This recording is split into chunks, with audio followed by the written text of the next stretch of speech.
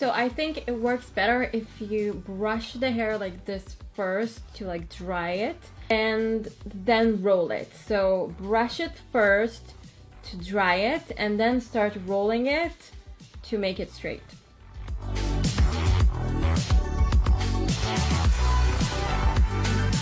So basically it is faster. It took me about 50 minutes to do my hair versus a blow dryer and a brush. It usually takes me an hour and a half. With a blow dryer and a brush, if I take my time, I can get, you know, a silky straight result.